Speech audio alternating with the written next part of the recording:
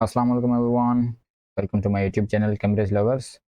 आज हम IGCSE chemistry का जो मई जून 2021 का पेपर 4-1 उसको सॉल्व करने वाले हैं।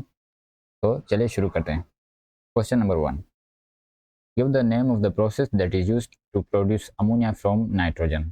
तो ये आपका होता है हेबर प्रोसेस। ठीक है। Part B, to separate nitrogen from liquid air. तो जब आप एयर को लिक्विडफाई करते हैं और उसके बाद आप उसके जो एयर में अंदर जो आपकी गैसेज होते हैं उनको सेपरेट करते हैं, तो ये आपका प्रोसेस क्या होता है? Fractional distillation. ठीक है, ये है आपका फ्रैक्शनल डिस्टिलेशन का सेक्शन। उसके बाद part C, to produce bromine from molten lead bromide. तो ये है आपकी इलेक्ट्रोलाइसिस।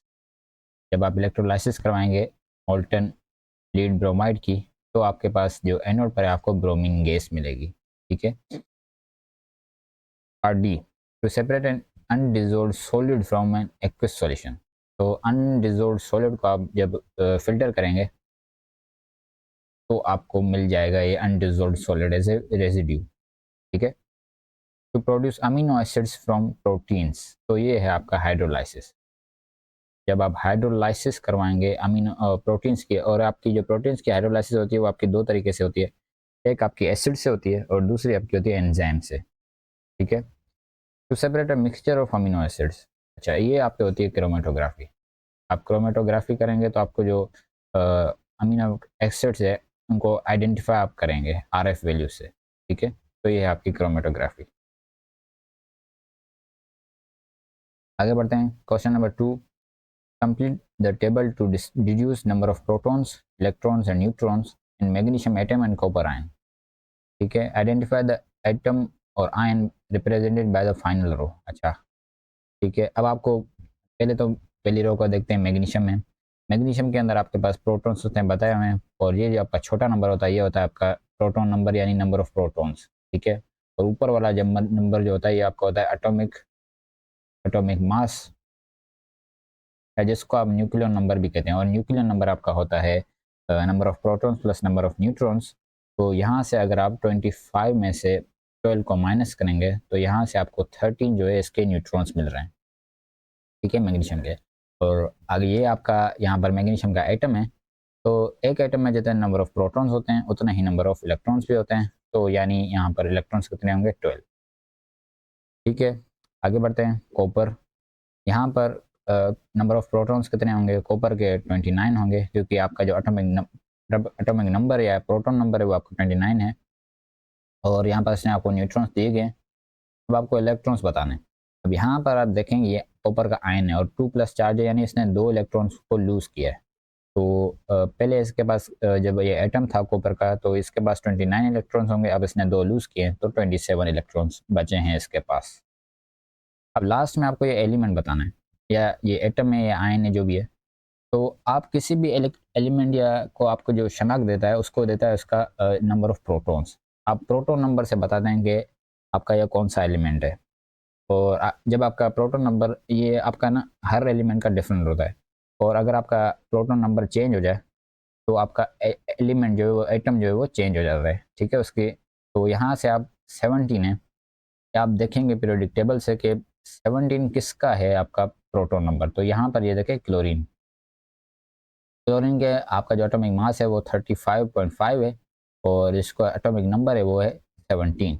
ठीक है। तो ये पहले हमें पता चल गया कि ये क्लोरीन है प्रोटॉन नंबर से। ठीक है। यहाँ पर इसके प्रोटॉन्स कितने? 17 है। अब आपको यहाँ पर इसका जो एटॉमिक मास है यानी इसका जो है न्यूक्लियर नंबर है वो आपको कैलकुलेट करना है। तो आप कैलकुलेट करेंगे number of protons plus number of neutrons है। तो यहाँ पर आपके 17 प्रोटॉन्स है और आपके न्यूट्रॉन्स कितने हैं? 20 हैं। तो यहाँ पर 37। अब आप कहेंगे सर कि यहाँ पर पीरियोडिक टेबल में अगर आप देखें तो इसका जो एटॉमिक मास दिया गया आपको 35.5 दिया गया, लेकिन आपको ये नहीं लिखना। ठीक है। आपको जो उसने टेबल में डेटा दिया गया है आपको उसके हिसाब से इसका कैलकुलेट करना है। यहाँ पर अक्सर बच्चे गलती करते हैं, आपको ऐसा नहीं करना है। ठीक है। यहाँ पर 35.5 मत लिख देना भाई, यह गलत हो जाएगा। ठीक है। यहाँ पर 37 ही लिखना है। आपको जो टेबल में दिया गया डेटा नंबर ऑफ न्यूट्रॉन्स जितने दिए गए आपको उससे कैलकुलेट करना है इसका जो एटॉमिक मास है, ठीक है। अब यहाँ पर नंबर ऑफ इलेक्ट्रॉन्स, तो यहाँ पर देखें एक इलेक्ट्रॉन ज़्यादा है प्रोटॉन से, यानी इसने एक इलेक्ट्रॉन गेन किया है तो इसके ऊपर चार्ज क्या आएगा, माइनस का। ये ये एक आयन है, एटम नहीं है। यहाँ पर भी अक्सर बच्चे गलती करते हैं, वो इलेक्ट्रॉन्स को देखते ही नहीं है, ठीक है। तो यहाँ पर भी ये ख्याल रखना है। आगे बढ़ते हैं। Question number 3, potassium reacts with chlorine to form potassium chloride, write a chemical equation. तो पोटेशियम रिएक्ट कर रहा है क्लोरीन से, तो ये बना रहा है आपका पोटेशियम क्लोराइड, ठीक है। बैलेंस लाजमी क्या करें किसी भी इक्वेशन को, उसका भी मार्क्स होता है, ठीक है। Potassium chloride is an ionic compound. Complete the diagram to show electron arrangement in outer shells of ions present in potassium chloride, ठीक है। Give the charges on both ions, ठीक है। तो यहाँ पर पहले आप पीरियोडिक टेबल से देख लें कि पोटेशियम के अंदर नंबर ऑफ प्रोटॉन्स कितने हैं और क्लोरीन का प्रोटॉन नंबर क्या है। तो यहाँ पर आपने क्लोरीन का तो देखा पिछले क्वेश्चन में कि इसका नंबर ऑफ जो प्रोटॉन्स है वो कितने, नंबर 17 है। तो यानी इसके अंदर इलेक्ट्रॉन्स भी कितने होंगे, एटम के अंदर, क्लोरीन एटम के अंदर वो होंगे आपके 17। अब यहाँ पर पोटेशियम का आप देख लीजिएगा पीरियोडिक टेबल से, इसमें होते हैं आपके 19 प्रोटॉन्स, या प्रोटॉन नंबर इसका 19 है। तो यानी इसके अंदर इनिशियली कितने प्रोटॉन्स होंगे, ये होंगे आपके 19 प्रोटॉन इलेक्ट्रॉन्स, सॉरी। तो यहाँ पर अब यहाँ पर इसने आयन बनाया है, तो आयन में यहाँ पर इक्वेशन से आप देखें कि यहाँ पर क्लोरीन ने एक इलेक्ट्रॉन गेन किया और पोटेशियम ने एक इलेक्ट्रॉन लूज किया है। तो अब इसके पास जब इसने लूज किया तो अब इसके पास कितने इलेक्ट्रॉन होंगे, 18, और इसने एक इलेक्ट्रॉन गेन किया तो इसके बाद भी कितने होंगे, 18, ठीक है। तो इसके ऊपर चार्ज आएगा प्लस का, 1 प्लस और इसके ऊपर 1 माइनस, ठीक है। पहली तो चीज़ ये। अब दूसरा, अब आपको इसके जो आउटर शेल है उसको अब कंप्लीट करना है। यहाँ पर आपको देखें इसने 2 इलेक्ट्रॉन्स और 8 इलेक्ट्रॉन, 10 इलेक्ट्रॉन इसने आपको पहले से ड्रॉ करके दिए हैं पोटेशियम में। बाकी बचे आपके पास 8 इलेक्ट्रॉन्स, वो आप ड्रॉ कर दें। आपको क्रॉस से ही शो करना है क्योंकि आपके जो इलेक्ट्रॉन्स हैं वो क्रॉस से बने हुए हैं। अब यहाँ पर क्लोरीन में पहले आप जो इसके 10 इलेक्ट्रॉन्स आपको शो किए गए हैं, अब आपको पहले तो आप 7 इलेक्ट्रॉन्स जो इसके हैं 17 के, वो आप ड्रॉ कर दें, 7 जो इसके इनिशियली थे, ठीक है, इस तरह से। अब एक जो इलेक्ट्रॉन इसने गेन किया है पोटेशियम से, उसको अब शो करेंगे क्रॉस से, ताकि पता चले कि इसने ये एक इलेक्ट्रॉन गेन किया है, ठीक है। इस चीज़ का आपको ख्याल रखना है, ठीक है। यहाँ पर ये शो हो रहा है कि इसने एक इलेक्ट्रॉन गेन किया है पोटेशियम से, ठीक है। Part C, molten potassium chloride undergoes electrolysis, state what is mean by term electrolysis। तो ये होता है breakdown of an ionic compound when molten or an aqueous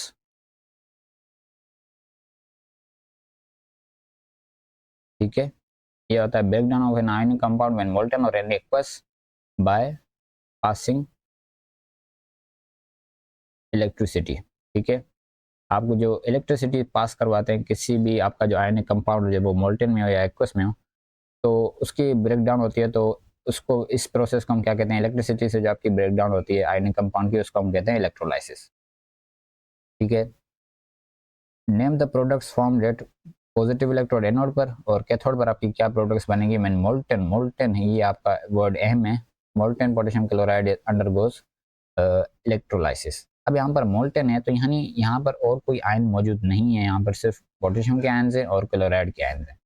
अब यहाँ पर आपका जो एनोड पर होती है आपकी ऑक्सीडेशन, और यहाँ पर एक क्लोराइड आयन की होती है ऑक्सीडेशन, यानी ये क्लोराइड आयन्स एनोड पर जाएंगे, ये इलेक्ट्रॉन्स लूज करेंगे और आपकी एनोड पर क्या बनेंगे, आपकी क्लोरीन गैस बनेगी, ठीक है। और कैथोड पर आपकी होगी रिडक्शन, पोटेशियम जो है आपका पोटेशियम आयन, ये आपका इलेक्ट्रॉन्स को गेन करेगा तो ये बन जाएगा पोटेशियम, पोटेशियम का एटम, ठीक है। पोटेशियम आपका डिपॉजिट होगा आपका कैथोड पर, ठीक है। आगे बढ़ते हैं। Part D, concentrated aqueous potassium chloride undergoes electrolysis. अब यहाँ पर पहले मोल्टन था, अब यहाँ पर कंसनट्रेटेड एक्वस है। तो एक्वस है तो यहाँ पर पोटेशियम के और क्लोराइड्स के आयन भी होंगे, और एक्वस है तो यहाँ पर वाटर के आयन्स भी होंगे, ठीक है। मोल्टन था तो उसमें वाटर कैंस नहीं थे। अब यहाँ पर एक्वस है, कंसनट्रेटेड एक्वस है, तो यहाँ पर इसके वाटर कैंस लाजमी होंगे। ठीक है, तो यहाँ पर चीज़ें एनोड पर और कैथोड पर थोड़ी डिफरेंट होंगी। ठीक है, part 1, right an ionic half equation for the reaction at negative electrode cathode. अब जब कैथोड पर आप मतलब कैथोड पर आपका जाता है कैटायन, पॉजिटिव आयन, ठीक है, और आपका जो पॉजिटिव आयन होता है उसकी वहाँ पर रिडक्शन होती है। लेकिन अब यहाँ पर देखें दो पॉजिटिव आयन है, ठीक है, अब इनमें से कौन सा जाएगा? तो जो इनमें से लेस रिएक्टिव होगा वो जाएगा आपका कैथोड पर। और वो क्यों जाएगा? क्योंकि आपका जो ज़्यादा रिएक्टिव होगा वो प्रेफर करेगा ऑक्सीडाइज होकर रहना, ठीक है, वो रिड्यूस नहीं होगा, क्योंकि जो ज़्यादा रिएक्टिव होगा तो वो एज ए ऑक्सीडाइज होना ही पसंद करेगा, वो रिड्यूस नहीं होना चाहेगा। ठीक है, तो यहाँ पर पोटेशियम ज़्यादा रिएक्टिव है आपका हाइड्रोजन से। अब मुझे कैसे पता चला? मुझे पता चला भैया रिएक्टिविटी सीरीज से, जो मुझे याद है, तो आपको भी ये याद करनी है, ये आपको एग्जाम में नहीं दी जाएगी, ये है आपकी रिएक्टिविटी सीरीज। तो यहाँ पर देखें पोटेशियम आपका सबसे ज़्यादा रिएक्टिव है, मोस्ट रिएक्टिव, और आपका हाइड्रोजन है यहाँ पर। ठीक है, ये रिएक्टिविटी सीरीज को याद करने का यहाँ पर तरीका भी दिया गया है। आप इस तरीके ये इस तरह से याद कर लें, या आप इस तरह से कोई अपने भी बना सकते हैं। तो लेकिन बहरहाल ये आपको याद करनी है, बट ये आपकी रिएक्टिविटी सीरीज, ये आपको एग्जाम में नहीं दी जाएगी। तो ये रिएक्टिविटी सीरीज आपको बता दे कि कौन सा मेटल जो है वो, या कौन सा एलिमेंट ज़्यादा रिएक्टिव है दूसरे एलिमेंट की बनिस्बत। ठीक है, तो यहाँ पर आपका हाइड्रोजन लेस रिएक्टिव है, तो यहाँ पर कैथोड पर आपका क्या जाएगा? हाइड्रोजन जाएगा। ठीक है, और हाइड्रोजन की अब आयनिक हाफ इक्वेशन लिखनी है, तो H प्लस आयंस जाएंगे और ये इलेक्ट्रॉन्स को गेन करेंगे, कैथोड पर आपकी रिडक्शन होती है और ये बना देंगे हाइड्रोजन गैस। ठीक है, तो आप बैलेंस कर दें। ठीक है, तो इस तरह से आपकी ये बनती है। अब देखें पहले कैथोड पर क्या बन रहा था जब ये मोल्टन था। जब ये मोल्टन था तो कैथोड पर आपका पोटेशियम भी बन रहा था, क्योंकि यहाँ पर कोई और नहीं था पॉजिटिव आयन, तो जिससे इसकी रिएक्टिविटी आप पोटेशियम की कंपेयर करते हैं तो यहाँ पर पोटेशियम ही बनना था। ठीक है, लेकिन यहाँ पर कंसनट्रेटेड एक्वस है, तो एक्वस में चीज़ें थोड़ी डिफरेंट होगी। तो ये आपको जब एग्जाम में आपको इलेक्ट्रोलाइसिस के कुछ क्वेश्चन आते हैं, तो ये आपको ध्यान रखना होता है कि कंसनट्रेटेड एक्वस है या फिर मोल्टन है या फिर डाइल्यूट एक्वस है। जब डाइल्यूट एक्वस होगा तब भी थोड़ी चीज़ें डिफरेंट होगी। ठीक है, name the product formed at positive electrode. अब पॉजिटिव इलेक्ट्रोड पर क्या बनेगा? पॉजिटिव इलेक्ट्रोड पर अब आपका कंसनट्रेटेड है ना, अब यहाँ पर अगर आपका कंसनट्रेटेड है तो आप देखते हैं कि आपका हैलाइड आयन मौजूद है या नहीं। हैलाइड आयन्स आपके कौन से होते हैं? आपके ग्रुप 7 के जो हेलोजिन्स हैं उनके जो आपके आयन्स होते हैं, यानी आपके फ्लोराइड, फ्लोरीन का फ्लोराइड, क्लोरीन का chloride ion, bromide ion, iodide ion, इनमें से अगर कोई होए और आपका जो सॉल्यूशन है वो कंसनट्रेटेड है तो आपका हैलाइड आयन नहीं जाएगा। ठीक है, अगर आपका हैलाइड आयन मौजूद नहीं है तो आपका OH आयन जाएगा, और ये OH आयन जाकर ये बना देगा ऑक्सीजन। लेकिन क्योंकि यहाँ पर आपकी क्लोराइड आयन मौजूद है तो यहाँ पर प्रोडक्ट क्या बनेगी? आपकी क्लोरीन बनेगी। ठीक है, क्लोराइड आयन्स ऑक्सीडाइज होंगे तो ये आपकी क्लोरीन बन जाएगी एनोड पर। ठीक है, लेकिन यहाँ पर अगर कंसनट्रेटेड की जगह डाइल्यूट होता, यहाँ पर अगर आपका डाइल्यूट सॉल्यूशन होता तो भले ये आपका क्लोराइड आयन हो ना हो, आपकी एनोड पर आपकी क्या बनती? ऑक्सीजन ही बनती, OH आयन जाते। क्योंकि जब आपका डाइल्यूट होता है तो आपके जो वाटर के मॉलिक्यूल्स होंगे, OH आयन की कंसंट्रेशन तब ज़्यादा होगी। ठीक है, तो आपका OH आयन जाएगा। लेकिन यहाँ पर कंसंट्रेटेड है तो यानी आपकी क्लोराइड आयन्स की कंसंट्रेशन ज़्यादा है, तो आपका क्लोरीन ही जाएगा। ठीक है, ये चीज़ें आपको जहन में रखनी है। Name the potassium compound that remains in the solution after electrolysis. ठीक है, अब आपको ये बताना है कि पोटेशियम का जो कंपाउंड है वो कौन सा होगा जो सॉल्यूशन में बचेगा जब आपकी इलेक्ट्रोलाइसिस हो गई। तो यहाँ पर अगर आप देखें, यहाँ पर पहले इनिशियली आपके पास ये 4 जो थे आयन्स मौजूद थे आपके सॉल्यूशन में। अब इनमें से आपका हाइड्रोजन चला गया कैथोड पर और क्लोरीन चला गया आपका एनोड पर। बाकी आपके बचे कौन से? बाकी आपके बचे पोटेशियम के आयन्स और OH के आयन्स। तो ये मिलकर क्या बना देंगे? Potassium hydroxide. तो यहाँ पर आपका जो पोटेशियम का कंपाउंड कौन सा बचेगा सॉल्यूशन में? Potassium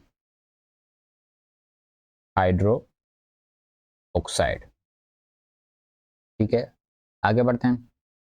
complete the dot and cross diagram to show electron arrangement in a molecule of chlorine. Chlorine के अंदर आपकी जो डॉट एंड क्रॉस डायग्राम आपको बनानी है, आउटर इलेक्ट्रॉन्स आपको सिर्फ शो करने हैं। तो क्लोरीन के अंदर आउटर शेल्स के अंदर आपके पास कितने इलेक्ट्रॉन होते हैं? 7 होते हैं, क्योंकि इनिशियल ओवरऑल आपके 17 होते हैं और आपका ग्रुप नंबर ये 7 में, तो यानी आउटर शेल में अंदर आपके पास कितने इलेक्ट्रॉन होंगे? 7 होंगे। आपका ग्रुप नंबर आपको बताता है कि आपके जो वैलेंस शेल में इलेक्ट्रॉन्स कितने होंगे, और पीरियड नंबर आपको बताता है कि कितने नंबर ऑफ शेल्स होंगे। ठीक है, तो यहाँ पर 7 इलेक्ट्रॉन होंगे आउटर शेल में। तो यहाँ पर पहले मैं इस क्लोरीन को मैं डॉट से शो करता हूँ। पहले मैं 6 इलेक्ट्रॉन्स ड्रॉ कर लेता हूँ और इसको मैं क्रॉस से शो करता हूँ। अब इसका जो 7वां इलेक्ट्रॉन है, ये दोनों ये शेयर करेंगे इस तरह से। तो अब देखें, आपके जो शेयरिंग करेंगे तो इनका ऑक्टेट पूरा हो गया। इसके पास भी अब क्या हो गया, इसने नोबल गैस कॉन्फ़िगरेशन अचीव कर ली और इसने भी नोबल गैस जो है वो उसकी कॉन्फ़िगरेशन अचीव कर ली। ठीक है, तो इस तरह से आपकी जो है वो शो करनी थी आपको बॉन्डिंग। ठीक है, part F, the melting points and boiling points of chlorine and potassium chloride are shown. ठीक है, ये आपको दिए गए मेल्टिंग पॉइंट्स क्लोरीन के और पोटेशियम क्लोराइड के, बॉइलिंग पॉइंट्स भी। Deduce the physical state of chlorine at -75 degree Celsius. Use the data in the table to explain your answer. अब क्लोरीन की -75 पर क्या होगी, ये यहाँ पर मेल्ट हो रहा है -101 पर, फिर जब आप इसको हीट करते हैं तो ये बॉयल हो रहा है आपका -35 पर। इसके दरमियान आपका जो है वो ये आपका -75 जो है वो इसके दरमियान आता है, इसके बीच में इन दोनों वैल्यूज़ के। तो इससे नीचे ये आपका होगा सॉलिड, और इससे ऊपर मेल्टिंग पॉइंट से ऊपर जो है वो आपका क्या होगा, लिक्विड होगा। तो इसकी फिजिकल स्टेट क्या होगी, -75 पर यह होगी आपकी लिक्विड। और रीज़न इसका क्या है, आपकी जो ये -75 की जो वैल्यू है, -75 degree Celsius is between melting point and boiling point. ये आपका मेल्टिंग पॉइंट और बॉइलिंग पॉइंट का दरमियान है। ठीक है, तो इसलिए आपका ये जो लिक्विड होगा। आगे बढ़ते हैं। Explain in terms of structure and bonding why potassium chloride has a much higher melting point than chlorine. ठीक है, आपको टर्म स्ट्रक्चर में और बॉन्डिंग के टर्म्स में बताना है कि पोटेशियम क्लोराइड का इतना ज़्यादा मेल्टिंग पॉइंट क्यों है क्लोरीन की बनिस्बत। ठीक है, your answer should refer two types of particle held together by forces of attraction, type of forces of attraction between particles and relative strength of forces. ठीक है, तो यहाँ पर आपका जो होता है पोटेशियम क्लोराइड, जो आपका है पोटेशियम क्लोराइड, ये आपका एक आयनिक कंपाउंड होता है। तो इसके अंदर जो क्या होगी, आपकी आयनिक बॉन्ड्स होंगे। ठीक है, potassium chloride has ionic bonds in which there are, इसमें क्या होगी थी, in which there are strong forces of attractions between oppositely charged ions. ठीक है, आपके अपोजिटली चार्ज आयंस के दरमियान आपकी स्ट्रॉन्ग फोर्सेस ऑफ अट्रैक्शन होती है, and there are weak attractions, weaker attractions between molecules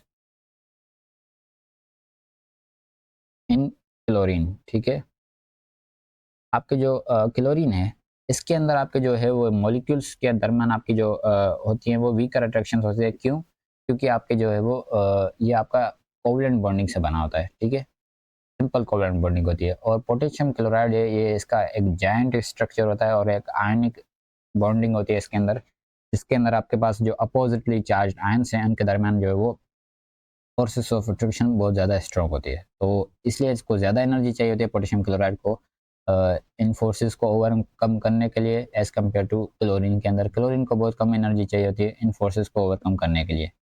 ठीक है, तो ये रीज़न है आपका मेल्टिंग पॉइंट इसका पोटेशियम क्लोराइड का इतना ज़्यादा है बनिस्बत क्लोरीन के।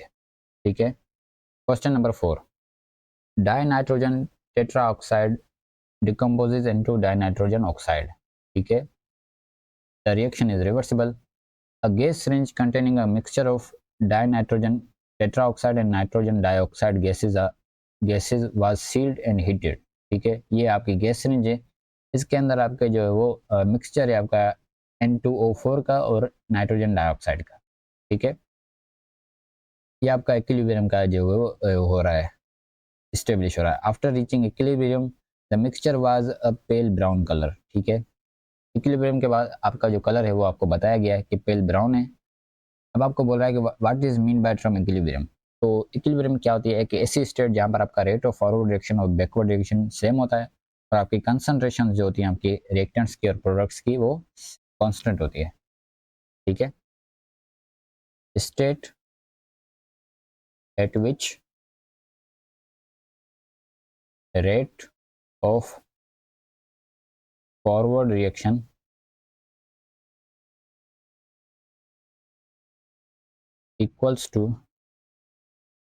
equals the rate of backward reaction। ठीक है, backward reaction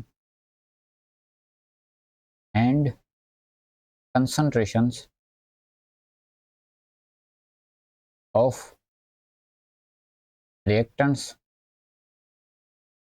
and products are constant। ठीक है, अब यहाँ पर नोट करने वाली एक चीज़ है कि यहाँ पर मैंने कांस्टेंट लिखा है कंसंट्रेशंस के हवाले से कि रिएक्टेंट्स की और प्रोडक्ट्स की कंसंट्रेशन कांस्टेंट है। याद रखिए मैंने कांस्टेंट लिखा है, मैंने सेम नहीं लिखा। सेम हो भी सकती है आपकी कंसंट्रेशन रिएक्टेंट्स की और प्रोडक्ट्स की और सेम नहीं भी हो सकती, लेकिन कांस्टेंट होगी। ठीक है, जितनी भी होंगी इक्विलिब्रियम पर वो कांस्टेंट होगी, वो चेंज नहीं होगी उनकी कंसंट्रेशन प्रोडक्ट्स की और रिएक्टेंट्स की, अनलेस आप जो है वो पोजीशन ऑफ इक्विलिब्रियम को किसी तरह से चेंज ना कर दें। ठीक है, लेकिन इक्विलिब्रियम पे आपकी जो कंसंट्रेशंस होती हैं आपकी रिएक्टेंट्स की और प्रोडक्ट्स की वो कांस्टेंट होती हैं, सेम हो भी सकती हैं नहीं भी हो सकती। ठीक है, लेकिन आपका जो रेट ऑफ फॉरवर्ड रिएक्शन और बैकवर्ड रिएक्शन है वो सेम होगा। ठीक है, rate of forward reaction backward reaction is same, sorry, rate of forward reaction and backward equals rate of backward reaction। ठीक है, सही है।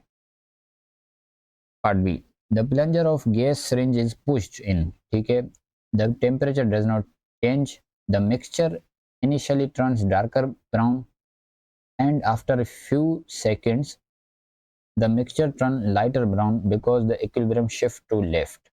ठीक है, तो explain why the mixture initially turn darker brown. जब आपके जो इसने आपने प्लंजर को पुश इन किया तो आपके जो मॉलिक्यूल्स हैं वो पार्टिकल्स हैं एक दूसरे के करीब आ गए। ठीक है, तो इसलिए आपका जो वो आपको जो कलर है वो ज़्यादा दिखेगा, मतलब डार्कर ब्राउन दिखेगा। ठीक है, इनिशियली। बाद में क्या होगा वो अभी हम डिस्कस करेंगे, लेकिन इनिशियली क्या होगा जब आपके पार्टिकल्स एक दूसरे के करीब आएंगे तो आपका जो वो डार्कर कलर जो वो आपको शो होगा।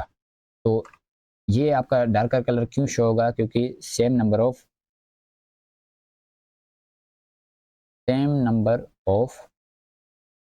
नाइट्रोजन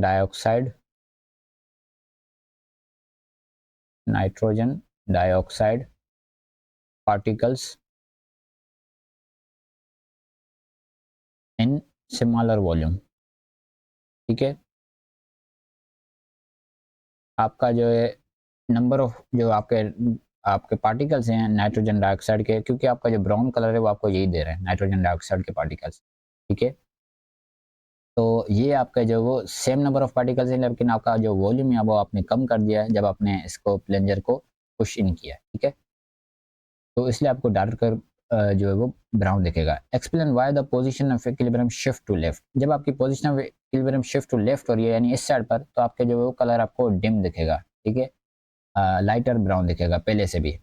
ठीक है, वो लेकिन यहाँ क्योंकि आपका जो वो इसकी कंसंट्रेशन बढ़ रही है नाइट्रोजन N2O4 की। ठीक है, तो ये कलरलेस गैस है, तो आपकी जो वो ब्राउन गैस आपकी जो वो उसका कलर जो है वो फेड हो रहा है। ठीक है, लेकिन अब आपको बताना है कि Y Y position of equilibrium shift to left क्यों हो रही है आपकी लेफ्ट साइड की तरफ शिफ्ट। तो वो आप बताते हैं प्रेशर की टर्म्स में। यहाँ पर क्योंकि गैसेस हैं तो यहाँ पर गैसेज हैं तो आपको प्रेशर की टर्म से बताएंगे कि क्यों हो रही है लेफ्ट साइड पे। तो जिस तरफ आपके प्रेशर के यानी गैस के जो मोल्स हैं वो आपके जिस तरफ भी कम होंगे उस तरफ आपका जो है वो इक्विलिब्रियम जाएगा अगर आप प्रेशर बढ़ाएंगे। यहाँ पर अगर आप देखें जब आपने इसको प्लंजर को पुश इन किया तो यानी आपने वॉल्यूम को डिक्रीज किया तो यहाँ पर प्रेशर क्या होगा वो इंक्रीज हो जाएगा क्योंकि प्रेशर और वॉल्यूम क्या है एक दूसरे के इन्वर्सली प्रोपोर्शनल है। ठीक है, pressure is inversely proportional to volume. जब आपका वॉल्यूम कम हो रहा है तो आपका प्रेशर क्या होगा बढ़ेगा। लेकिन अभी अब आपका प्रेशर बढ़ा है तब इक्विलिब्रियम किस साइड पर जाएगा वो इस साइड पर जाएगा जहां पर आपके गैसेस के मोल्स कम होंगे। तो यहाँ पर अगर आप देखें कि इस यहाँ इस तरफ लेफ्ट साइड पर आपके गैसेस के मोल कितने हैं 1 और यहाँ पर कितने 2। तो प्रेशर बढ़ा है तो आपका जो इक्विलिब्रियम शिफ्ट होगा वो लेफ्ट साइड की तरफ होगा क्योंकि यहाँ पर कम मोल्स हैं गैसेस के। ठीक है, तो इस वजह से आपको जो है वो अ, इसके ब्राउन कलर है वो फेड होता दिखाई देगा। ठीक है, तो रीज़न क्या है fewer number of gas moles on the left side. ठीक है, आपके लेफ्ट साइड पर आपके जो है वो फ्यूअर नंबर ऑफ मॉलिक्यूल्स हैं गैस के। ठीक है, जब भी आप प्रेशर की टर्म्स में आपको इक्विलिब्रियम को डिफाइन करना हो तो आप देखते हैं कि किस तरफ गैसेस के मोल्स ज़्यादा हैं या कम हैं। ठीक है, और प्रेशर आपका जो अप्लाई होता है सिर्फ गैसेस पर है। ठीक है, ये आपका एक्वस और उस पर नहीं होगा सॉलिड्स पर। ठीक है, प्रेशर के आप जब बात करेंगे तो आप गैसेस की बात करेंगे। ठीक है, आगे बढ़ते हैं part C. The forward reaction is endothermic. अब यहाँ पर इसने आपको बताया कि ये जो रिएक्शन है इसका फॉरवर्ड रिएक्शन जो है वो फॉरवर्ड रिएक्शन आपका हमेशा प्रोडक्ट की साइड पर होता है, आपका जो है वो राइट साइड पर होता है। ठीक है, तो फॉरवर्ड रिएक्शन आपको इसने बताया कि वो क्या है एंडोथर्मिक है। Instead, what happens to the position of equilibrium when the temperature of mixture is increased? तो जब आपका फॉरवर्ड रिएक्शन एंडोथर्मिक हो और आप टेम्परेचर बढ़ाते हैं तो आपका जो है वो रेट जो है वो राइट साइड की तरफ शिफ्ट होता है। ठीक है, तो यहाँ पर क्या होगा position of equilibrium shift to right side. Equilibrium shifts to the right side. ठीक है, आगे बढ़ते हैं। State what happens to the rate of forward reaction and rate of backward reaction when the temperature of the mixture is increased. अब यहाँ पर आपका कोई भी लेना देना नहीं है आपकी पोजीशन ऑफ इक्विलिब्रियम से। जस्ट आपको जो सिंपल आपकी टर्मिनोलॉजी है कि आपका जो टेम्परेचर बढ़ने से आपके पास पार्टिकल्स की जो एनर्जी बढ़ जाती है तो वो जो इसका रेट ऑफ रिएक्शन है वो बढ़ जाता है। तो यहाँ पर भले फॉरवर्ड रिएक्शन का रेट हो या बैकवर्ड का हो टेम्परेचर आप बढ़ा रहे हैं तो रेट क्या होगा इंक्रीज होगा। Rate is directly proportional to temperature, उसका कोई भी लेना देना नहीं है बैकवर्ड से या फॉरवर्ड से। ठीक है, इसको दफा करो इंक्रीज को या फॉरवर्ड को या बैकवर्ड को।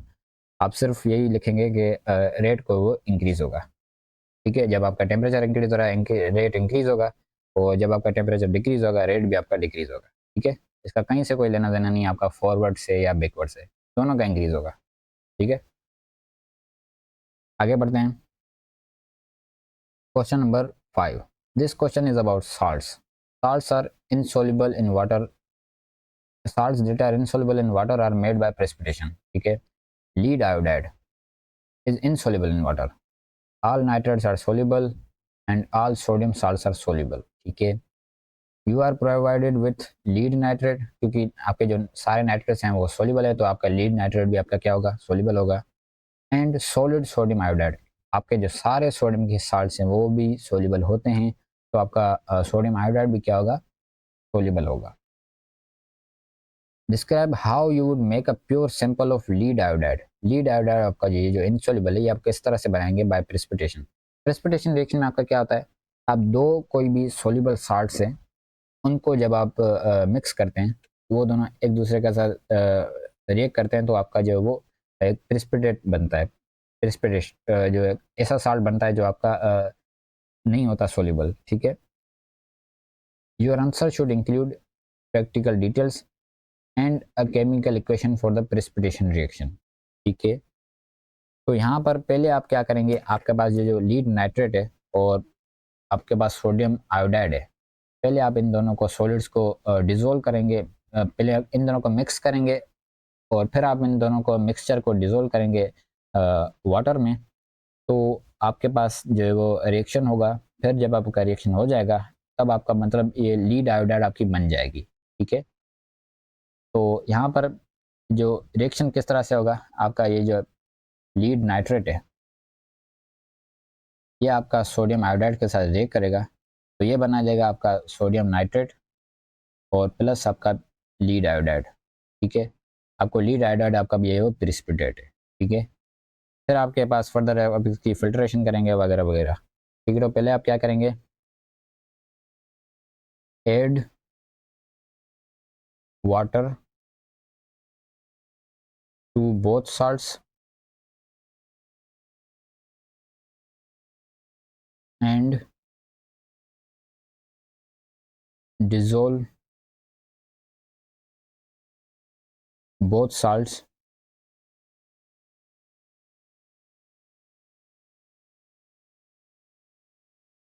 तो पहले आपने इन दो को वाटर में ऐड किया, दोनों साल्ट्स को, एंड डिजोल्व। तो जब आपके ये जो दोनों साल्ट्स हैं वो वो दोनों आपके डिजोल्व हो जाएंगे वाटर में, ठीक है। Dissolve both salts to make a solution, ठीक है।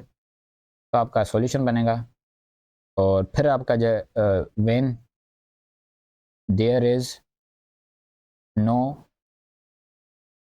फर्दर चेंज, जब आपका कोई भी मतलब आपको लगे कि आपका कोई भी अब फर्दर चेंज नहीं हो रहा, आपका प्रेसिपिटेट पूरा बन चुका है, रिएक्शन खत्म हो चुका है, कंप्लीट हो चुका है, तब आप क्या करेंगे, फिल्टर, ठीक है। When there is no further change, filter the solution to get lead iodide, lead two iodide as a residue, ठीक है। रेजिड्यू आपको मिलेगा as a lead two iodide के तौर पर, ठीक है। फिर आपको क्या करना है, इस रेजिड्यू को आपको वॉश करना है वाटर से, ताकि आपके पास जो फिजिकल इम्प्योरिटीज है वो आपको खत्म हो जाएं, ठीक है। Wash residue with water and then dry between filter papers, ठीक है। फिर आपको इसको फिल्टर पेपर्स जो है वो फिल्टर पेपर पे आपको इसको ड्राई कर देना है, ठीक है। तो इस तरह से आपको जो है वो प्योर सिंपल मिल जाएगा आपका जो है लीड टू आयोडाइड का, ठीक है। अब आपको इसकी इक्वेशन लिखनी थी, इक्वेशन यही है जो मैंने ऊपर लिखी थी, ठीक है। ये आपका ये करेगा, जब आपका सोडियम आयोडाइड से तो आपका बनेगा सोडियम नाइट्रेट प्लस आपका जो है वो लीड आयोडाइड, ठीक है। ये आपकी इक्वेशन है, ठीक है। तो ये आपका प्रोसेस है, ठीक है। आगे बढ़ते हैं, part B, nitrates decompose when heated, when hydrated zinc nitrate is heated oxygen gas is given out, describe a test for oxygen। अब आपके यहाँ पर आपको टेस्ट होते हैं गैसेस के, ये आपके जो प्रैक्टिकल डिटेल्स हैं आपकी आपका जो सिलेबस है, आपका एंड ऑफ द चैप्टर जो आपका सबसे आखिरी चैप्टर होता है प्रैक्टिकल्स वाला, उसमें आपको ये सारी डिटेल्स होते हैं टेस्ट वगैरह के, फिल्म टेस्ट, स्प्लिन टेस्ट वगैरह, और केटाइंस को फाइंड करने के टेस्ट, एनाइंस को फाइंड करने के टेस्ट, ये आपको सारे याद करने हैं, ठीक है। देखिए यहाँ पर इसने आपसे पूछा है टेस्ट अब बताएं ऑक्सीजन का, तो ये आपको याद होना चाहिए, ठीक है। तो यहाँ पर ऑक्सीजन का टेस्ट क्या होता है, ये आपका होता है ग्लोइंग स्प्लिन टेस्ट, ठीक है। ग्लोइंग स्प्लिन टेस्ट होता है जब आप मतलब जो आपकी स्प्लिन होती है उसको आप मतलब थोड़ा सा जब वो बर्न करे तो उसको आप रखेंगे ऑक्सीजन गैस के ऊपर, तो वो रिलाइट कर जाएगी, ठीक है। उसमें फिर से आग लगा देगी ऑक्सीजन रिलाइट्स, क्योंकि आपकी जो ऑक्सीजन गैस है, आपकी जो चीज़ें होती है वो ऑक्सीजन के एनवायरनमेंट में बर्न होती हैं इजीली, ठीक है। तो ये आपका जो है वो रिलाइट कर देगा ऑक्सीजन को, ठीक है। और आपकी जो चीज़ें होती हैं वो कार्बन डाइऑक्साइड के एनवायरनमेंट में बर्न नहीं होती, ठीक है। तो इसलिए आप कार्बन डाइऑक्साइड को यूज़ करते हैं आग को बुझाने के लिए, ठीक है। बहरहाल आगे बढ़ते हैं, complete the equation for the decomposition of hydrated zinc nitrate. तो जिंक नाइट्रेट आपका जो वो किस तरह से डिकम्पोज हुआ है इसने आपको शो किया है, आपको इसको बैलेंस करना है। ठीक है, तो यहाँ पर ये 12, ठीक है, ये है आपकी बैलेंस्ड इक्वेशन। ठीक है, आगे बढ़ते हैं। Part C, some sulfates are hydrated. ठीक है, when hydrated sodium sulfate crystals are heated they give off water. ठीक है, जब आप हाइड्रेटेड क्रिस्टल्स को हीट करते हैं तो उनमें से आपका जो वाटर ऑफ क्रिस्टलाइजेशन है वो एवापोरेट हो जाता है, तो वो एनहाइड्रस बन जाते हैं। ठीक है, the student carries out an experiment to determine the value of X. X जो है वो मोल्स ऑफ वाटर है, कितने moles of water of crystallisation थे वो आपको फाइंड आउट करने हैं।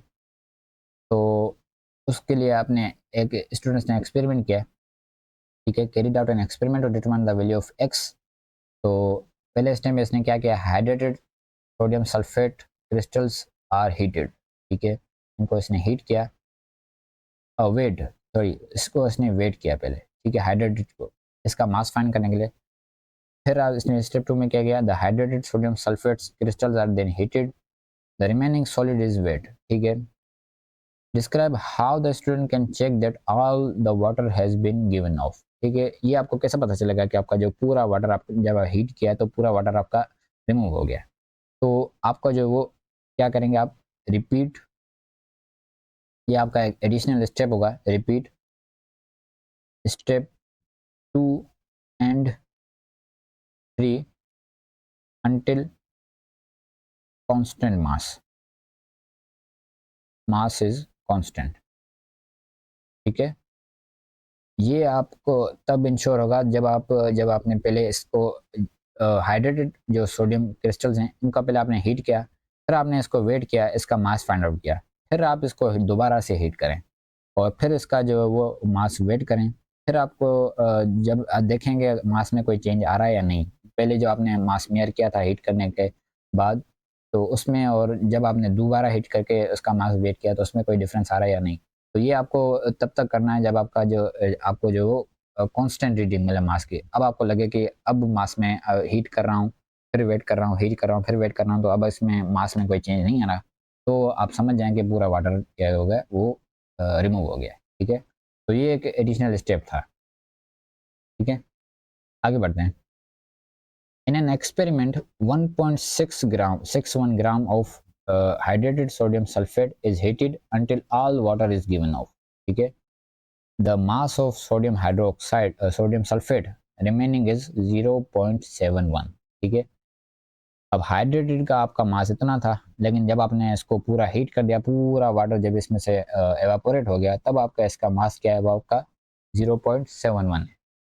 ठीक है, अब आपको वैल्यू फाइंड करनी है एक्स की, तो यूजिंग द फॉलोइंग स्टेप्स। ठीक है, calculate number of moles of sodium sulphate remaining. ठीक है, तो रिमेनिंग कितने आपके बचे मोल्स सोडियम सल्फेट के, वो आप फाइंड आउट करेंगे। N mole is equals to mass upon M are.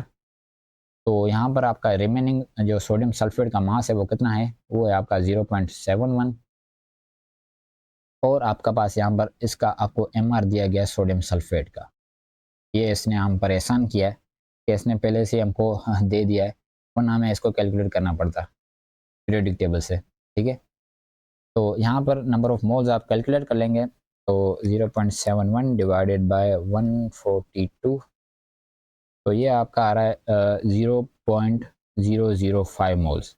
ठीक है, ये आपका 0.005 मोल्स आ गए आपके, ये आपके बचे हैं रिमेनिंग मोल्स है। Calculate mass of water given of. अब कितना मास ऑफ वाटर आपको मिला है, तो वो आप बाय डिफरेंस आपको पता चल जाएगा। पहले आपका जो ओवरऑल मास कितना था इनिशियली हाइड्रेटेड का, वो आपका था -1.61। एट द एंड आपके पास जब पूरा वाटर आपके पास रिमूव हो गया, तो आपके पास जो है वो इतना मास बचा है। तो आप जब इसको माइनस करेंगे तो आपके पास 0.9 ग्राम आ रहा है। तो यानी इतना वाटर का जो वो मास था इसके अंदर, हाइड्रेटेड जो है वो सोडियम सल्फेट के अंदर इतना आपका पास मास था वाटर का। ठीक है, ये आपका मास जो है वो एवापोरेट हुआ था। ठीक है, अब आपको calculate number of moles of water.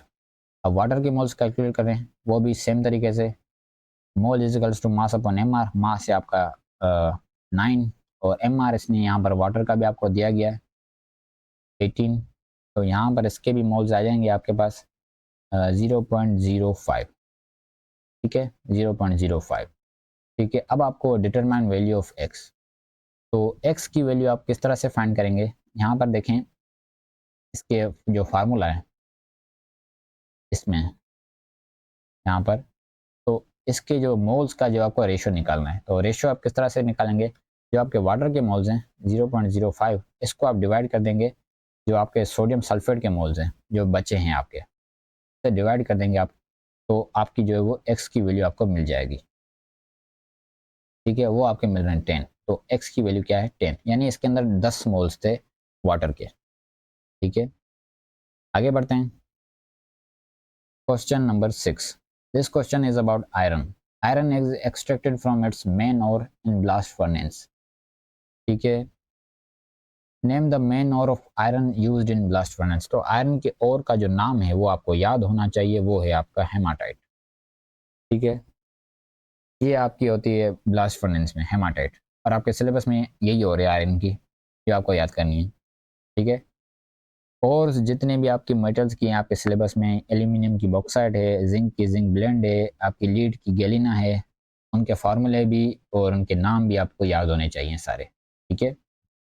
Name the substance that enters the blast furnace at A पर आपका कौन से जो सब्सटेंस इंटर हो रहा है वो आपकी होती है हॉट एयर, सॉरी यहाँ पर हॉट एयर, ठीक है। हॉट एयर जो है वो आपकी होती है इसमें,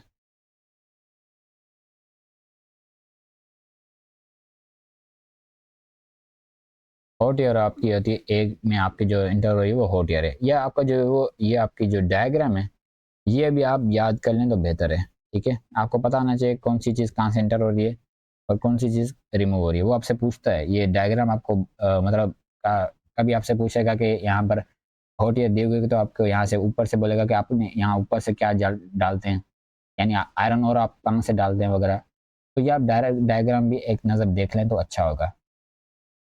name the substance that leaves the blast furnace at B, B पर आपका क्या रिमूव हो रहा है, वो आपकी हो रही है स्लेग, जो आपकी होती है पोटेशियम कैल्शियम सिलिकेट। ये आपका जो स्लेग होती है ये आपकी इम्प्योरिटी के तौर पर आपकी होती है, बनती है, ठीक है। तो ये आपके जो है स्लेग यहाँ से रिमूव हो रहा है, ठीक है, स्लेग। इसका फार्मूला आता है कैल्शियम सिलिकेट, क्योंकि आपके जो अंदर इसकी आयरन ओर के अंदर आपकी जो मेन इम्प्योरिटी होती है आपकी होती है सिलिकॉन ऑक्साइड की, जिसको आप सिलिकॉन डाइऑक्साइड बोलते हैं या सिलिकॉन फोर ऑक्साइड। तो ये रिएक्ट कर रहा है आपका कैल्शियम ऑक्साइड से, कैल्शियम ऑक्साइड से जब ये रिएक्ट करता है तो आपका ये स्लेग बनाता है, ठीक है। Part 4, give 2 reasons for using Coke in the blast furnace, Coke आपका होता है मेनली कार्बन, तो इसको आप क्यों यूज़ करते हैं कोक को, तो बहुत सारे रीजंस हैं। पहले कि आपका जो कोक है ये आपका जब ऑक्सीजन के साथ रिएक्ट करता है, कार्बन डाइऑक्साइड बनाता है, तो ये आपका एक्सोथर्मिक रिएक्शन है जो आपका हीट को प्रोड्यूस करता है, और वो हीट आपको ब्लास्ट फर्नेस को का टेम्परेचर बढ़ाने के लिए आपको यूज़ होती है, ठीक है। दूसरा आपका जो कोक है वो कार्बन डाइऑक्साइड से रिएक्ट करता है तो कार्बन मोनोऑक्साइड बनाता है, और कार्बन मोनोऑक्साइड है ये आपका as a reducing agent behave करता है। ये आपके जो आयरन की ओर है इसका फार्मूला होता है Fe2O3, ठीक है। ये आपका आयरन की ओर का फार्मूला है, तो इसमें से ये जो है वो आयरन को रिमूव कर दे, मतलब आयरन को रिड्यूस कर देती है कार्बन मोनोऑक्साइड, ठीक है। तो बहुत सारे यूजेज हैं इसके, तो आप इनमें से कोई भी यूज लिख लें। तो मैं लिख रहा हूँ यहाँ पर, releases heat when it reacts with oxygen, ठीक है। ऑक्सीजन के साथ या एयर के साथ, जो हॉट एयर आपने डाली है उसमें जो ऑक्सीजन है ये उससे रिएक्ट करता है, और कोक जो है आपका, ठीक है। और दूसरा ये आपका रिड्यूस करता है आयरन को, ठीक है, reacts with carbon dioxide to form carbon monoxide, और आपका कार्बन मोनोऑक्साइड ये आपका रिड्यूसिंग एजेंट के तौर पर बिहेव करती है। ये आपका आयरन जो है आपके और है इसको रिड्यूस कर देती है आयरन में, ठीक है। इस तरह से आपको जो है वो मोल्टेन आयरन मिल जाता है, ठीक है। तो इसलिए आप कोक को यूज़ करते हैं। Part B, another ore of iron is iron pyrites. ठीक है, iron pyrites contain positive ion Fe2+, deduce the formula of negative ion. ठीक है, तो यहाँ पर अगर आपका ये 2+ है, तो यहाँ पर अगर आपका ये 1- होगा तो इसका फार्मूला क्या बनेगा, FeS2। ठीक है, तो इसका ये जो सल्फर के पास अभी इसका चार्ज क्या है, -1 है। ठीक है, या तो आप ये लिख दें, या इसका आपको एक और भी तरीका हो सकता है कि अगर आपका यहाँ पर ये एज ए इस फॉर्म में होता, डायटोमिक फॉर्म में होता, तो इसके ऊपर चार्ज क्या था, 2- का होता। तो तभी अगर आपका जो आयरन के साथ रिएक्ट करता तो ये आपका चार्जेस कैंसिल हो जाते, तो आपका रेशियो ये बनता है। तो इनमें से अगर आप इस तरह से लिख दें, ये लिख दें, ये भी सही है, और आपका सल्फर जो है वो जैसे सिंगल एटम लिख दें, सिंगल लाइन लिख दें, वो भी सही है। ठीक है, मैं प्रेफर करूँगा कि आप यही लिखें तो सही है जो मैंने लिखा है। ठीक है, part C, iron is a transition element, a list of properties of iron is shown. ठीक है, iron is a good conductor of electricity, blah blah blah.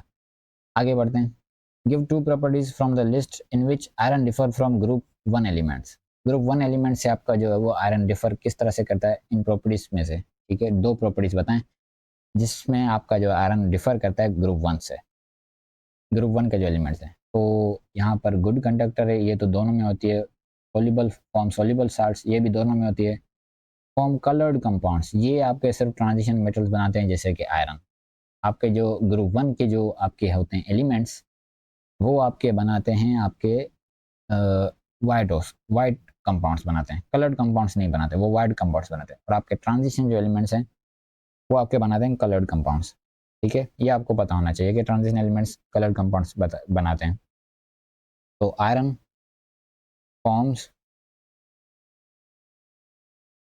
Coloured compounds. ठीक है, पहला ये डिफरेंस है। और दूसरा, iron has a variable oxidation. ठीक है, आपके जो ग्रुप 1 के जो एलिमेंट्स होते हैं उनकी एक फिक्स ऑक्सीडेशन स्टेट होती है, और वो होती है आपकी +1। ठीक है, जितने भी आपके ग्रुप 1 के एलिमेंट्स हैं वो एक इलेक्ट्रॉन लूज करते हैं, क्योंकि आपके उनके वैलेंस शेल के अंदर एक इलेक्ट्रॉन होता है जो वो लूज करते हैं।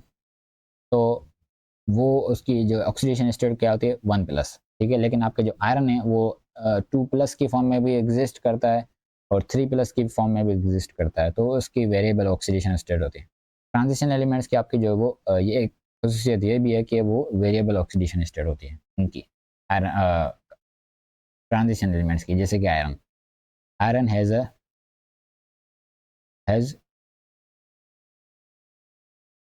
Has variable oxidation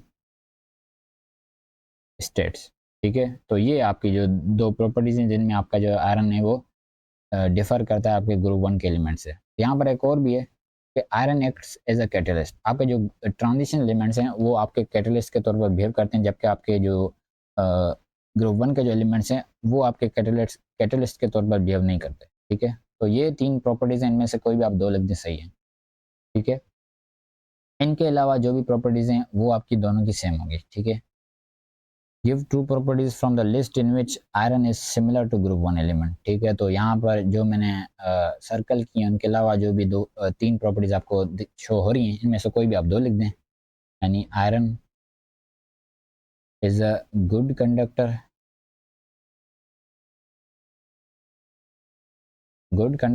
of electricity. ठीक है, और आयरन फॉर्म्स सोल्यूबल साल्ट्स। ठीक है, ये आपके जो ग्रुप 1 के भी जो एलिमेंट्स हैं वो भी सोल्यूबल साल्ट्स बनाते हैं और वो भी कंडक्टर ऑफ इलेक्ट्रिसिटी। ठीक है, आगे बढ़ते हैं। Steel consists mainly of iron. Iron forms rust when it reacts with water and oxygen. ठीक है, magnesium blocks can be attached to the bottom of the steel board. The magnesium does not completely cover steel. ठीक है, completely आपने magnesium से cover नहीं किया इस board को, सिर्फ आपने magnesium के blocks हैं वो attach किए। ठीक है, explain how magnesium blocks prevent iron from rusting. अब यहाँ पर ये मैग्नीशियम के ब्लॉक्स हैं, ये आपका जो आयरन के रस्ट होने से क्यों बचा रहे हैं, ये आपकी हो रही है सैक्रिफिशियल प्रोटेक्शन। और आपकी सैक्रिफिशियल प्रोटेक्शन क्यों होती है? यहाँ पर अगर आप रिएक्टिविटी सीरीज में देखें, मैग्नीशियम जो है वो आपका आयरन से ज़्यादा रिएक्टिव है, ठीक है? ये आपका आयरन है और ये आपका मैग्नीशियम है। मैग्नीशियम आपका ज़्यादा रिएक्टिव है, तो जो ज़्यादा रिएक्टिव होता है वो एज ए प्रेफर करता है कि मैं आपका जो वो लूज़ करूँ इलेक्ट्रॉन्स और ऑक्सीडाइज हो जाए, ठीक है? जो भी ज़्यादा रिएक्टिव होगा वो ऑक्सीडाइज ज़्यादा होगा, ठीक है?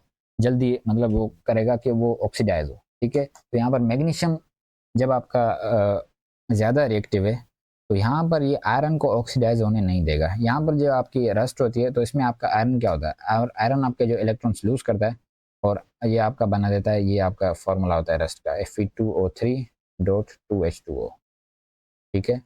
तो यहाँ पर आयरन क्या है, आयरन की ऑक्सीडेशन स्टेट क्या है 3+, तो यानी आयरन ने 3 इलेक्ट्रॉन्स को लूज किए। लेकिन यहाँ पर मैग्नीशियम जब आपने इसके साथ अटैच किया है तो यहाँ पर मैग्नीशियम इसको आयरन को इलेक्ट्रॉन्स लूज करने देगा नहीं, ये खुद इलेक्ट्रॉन्स लूज करेगा आयरन की जगह, ठीक है? तो ये खुद रस्ट होगा मैग्नीशियम और आयरन को ये बचा लेगा, ठीक है? आयरन वैसे मतलब वो रस्ट नहीं होगा, ठीक है? मैग्नीशियम क्योंकि इसकी जगह रस्ट होगा। तो magnesium is more reactive than iron, so magnesium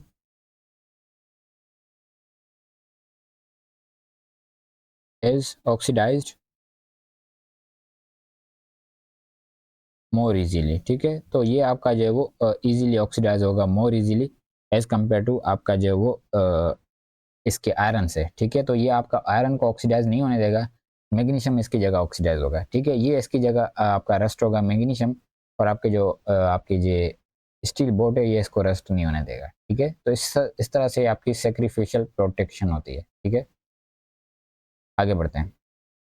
Excellent, why replacing the magnesium block with copper block will not prevent bottom of boat from rusting. जब आपने मैग्नीशियम की जगह अगर आप कॉपर के ब्लॉक अटैच करेंगे तब आपका जो वो रस्टिंग से नहीं बचा सकते आयरन को। वो क्यों? क्योंकि आपका जो कॉपर है वो लेस रिएक्टिव है, ठीक है? रिएक्टिविटी सीरीज में अगर आप देखें तो कॉपर है यहाँ पर, आयरन इससे ऊपर है, ठीक है? तो कॉपर जो वो लेस रिएक्टिव आयरन से, तो इसका कोई फ़ायदा नहीं है अटैच करने का, क्योंकि आपका जो है वो आयरन इससे ज़्यादा रिएक्टिव है तो आयरन ही ऑक्सीडाइज होगा, ठीक है? कॉपर को नहीं होगा, ठीक है? तो इससे इसका कोई फ़ायदा नहीं है। तो copper is less reactive than iron, ठीक है? कॉपर आपका आयरन से लेस रिएक्टिव है, इसलिए आपका कॉपर जो है वो इसको रस्टिंग से नहीं बचा सकता आयरन को, ठीक है? आपका रस्टिंग से वही बचा सकता है आयरन को जो आयरन से ज़्यादा रिएक्टिव हो, ठीक है? आगे बढ़ते हैं। Question number 7, many organic compounds contain carbon, hydrogen and oxygen only. An organic compound V has the following composition by mass. Calculate the empirical formula. तो empirical formula किस तरह से आप कैलकुलेट करते हैं? आपने इनकी कंपोजिशंस लिख दी और फिर इनकी जो कंपोजिशन है इनको आप डिवाइड करते हैं इनके एमआर से, या जो इनका एटॉमिक मास होता है, सॉरी। तो कार्बन का एटॉमिक मास पीरियोडिक टेबल से आप देख लीजिएगा 12 होता है, हाइड्रोजन का 1 होता है और ऑक्सीजन का 16 होता है। तो इस तरह से आप इनके कैलकुलेट कर लीजिएगा। 48.65 डिवाइडेड बाय 12, तो यहाँ पर आपका आ रहा है 4.05, यहाँ पर 8.11 ही आएगा और यहाँ पर इसका आ रहा है 2.7, ठीक है? अब इनमें से जो छोटा है ये आपका होल नंबर रेशियो में नहीं है, तो इनमें से जो छोटा है वो उसको आप तीनों से डिवाइड कर दें।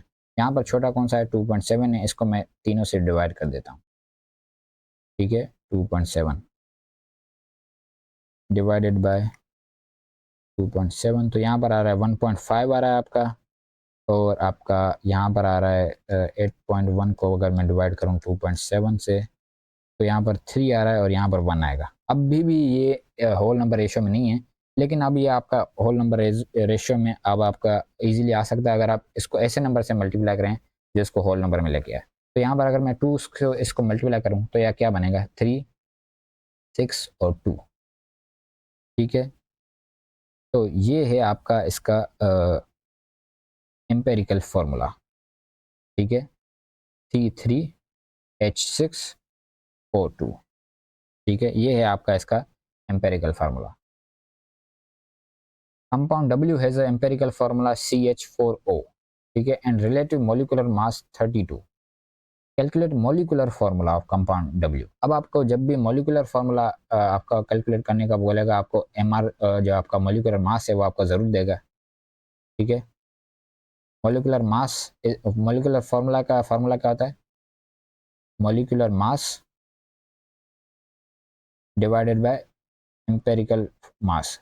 एम्पेरिकल जो आपका एम्पेरिकल मास, ठीक है। एम्पेरिकल जो फार्मूला था, इसका मास को डिवाइड करेंगे आप मॉलिक्यूलर मास से, तो यहाँ पर मॉलिक्यूलर मास यहाँ पर आपका क्या है 32 है, और इसका एम्पेरिकल जो फार्मूला है इसका आप कैलकुलेट कर लें एम्पेरिकल मास, वो आप किस तरह से करेंगे?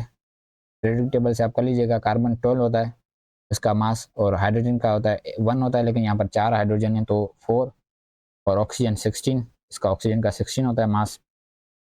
तो यहाँ पर इसका जो MR क्या आ रहा है, ये आ रहा है, ये भी 32 आ रहा है, ठीक है। तो 32 डिवाइडेड बाय 32 आपका क्या होता है? 1 होता है। अब जो आपका ये जो आता है यहाँ पर वैल्यू 1, यहाँ पर 1 आई है, तो इसको मल्टीप्लाई कर देंगे आप, एम्पेरिकल जो फार्मूला है वो आपका CH4, तो यहाँ पर आपका, यहाँ से आपको मिल जाता है इसका मॉलिक्यूलर फार्मूला। यहाँ पर तो इसका मॉलिक्यूलर फार्मूला भी सेम है, लेकिन यहाँ पर अगर फॉर सपोज यहाँ पर 2 होता तो 2 को मल्टीप्लाई कर दें इन सब से CH4O से, तो यहाँ पर आपका क्या बनता है? C2H8O2, ठीक है। तो आप इस तरह से कैलकुलेट करते हैं मॉलिक्यूलर फार्मूला, ठीक है। Compound X and Y have the same general formula.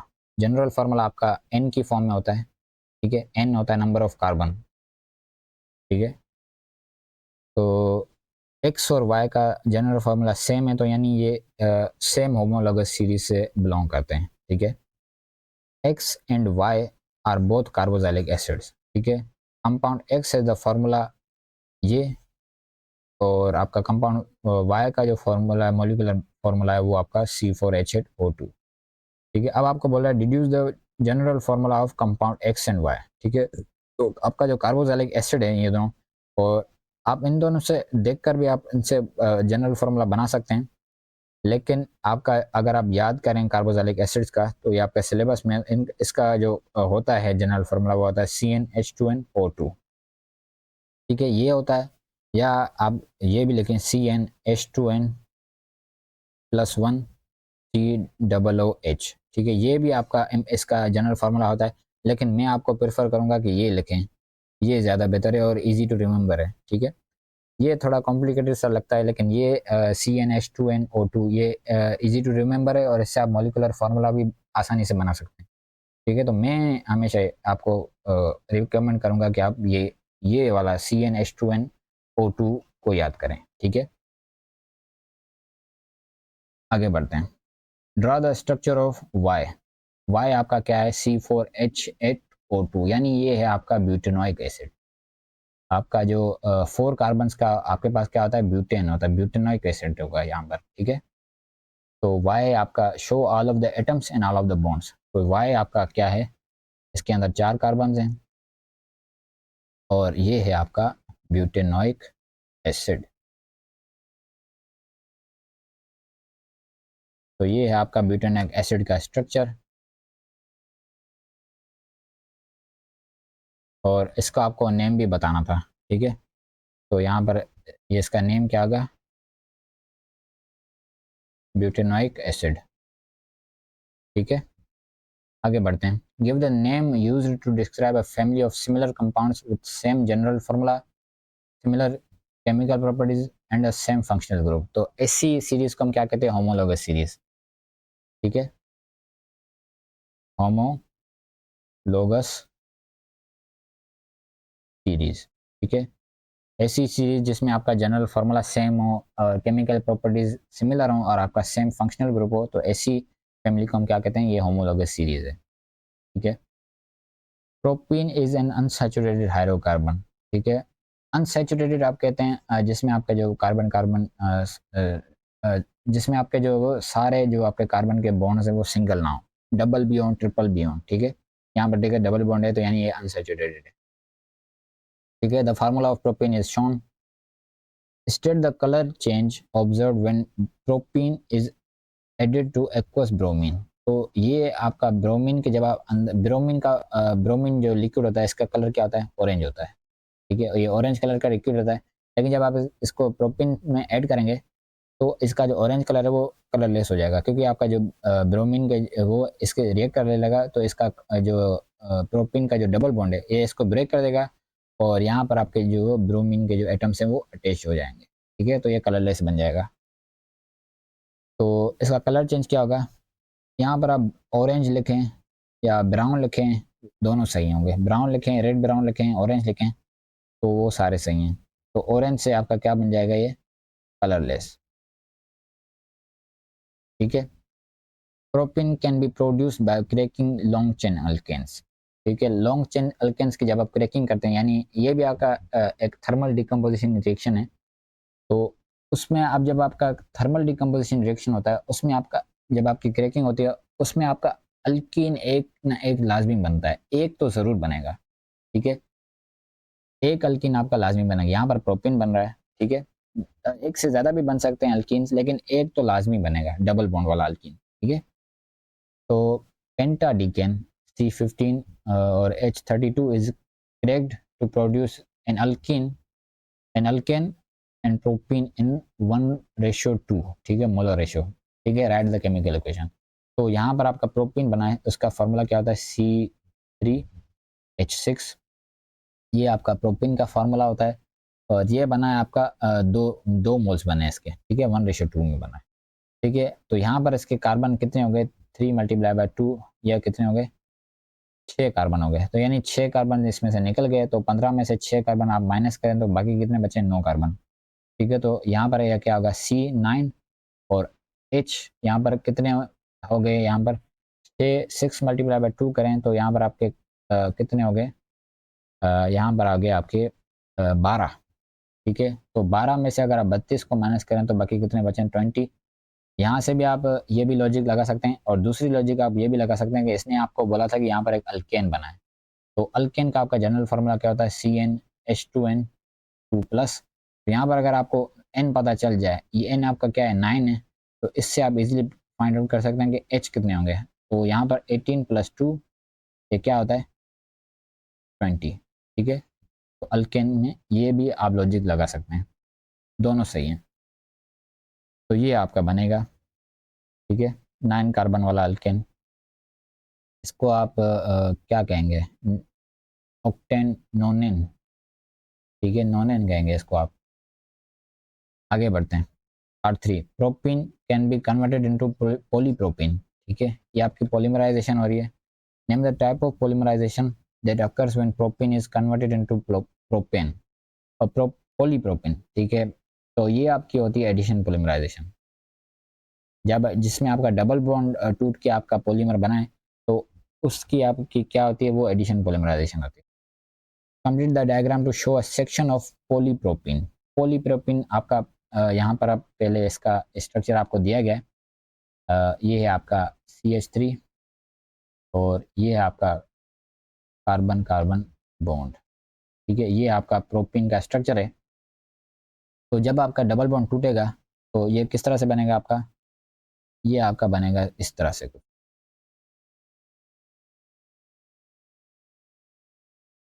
ठीक है। ये आपका रिपीट यूनिट है। रिपीट यूनिट वो होता है जो आपका रिपीट होता है बार बार, ठीक है। ये देखें, अब ये आपका है वो रिपीट हो जाएगा, ये वाला रिपीट यूनिट, ठीक है। ये रिपीट हो जाएगा, रिपीट हो जाएगा, ठीक है। तो ये आपका पॉलीमर का सेक्शन आपको शो करना था, ठीक है। तो यहाँ पर आपका पेपर ख़त्म होता है। आई होप आपको सारी चीज़ें क्लियर होंगी, और अगर आपको कोई भी क्यूरी हो इस पेपर में आप मुझसे कमेंट्स में पूछ सकते हैं। मैं आपको जल्द से जल्द इंशाल्लाह रिप्लाई करने की कोशिश भी करूँगा। Thank you everyone for watching and do subscribe my channel for another paper. आपको कोई भी अगर पेपर आपको आप चाहते हैं कि मैं इसके अलावा कोई और पेपर आपको सोल्व करके दूं तो आप मुझसे वो भी कमेंट्स में बता सकते हैं, ठीक है। मिलते हैं आपसे अगली वीडियो में, तब तक अपना ख्याल रखें और अल्लाह हाफिज़।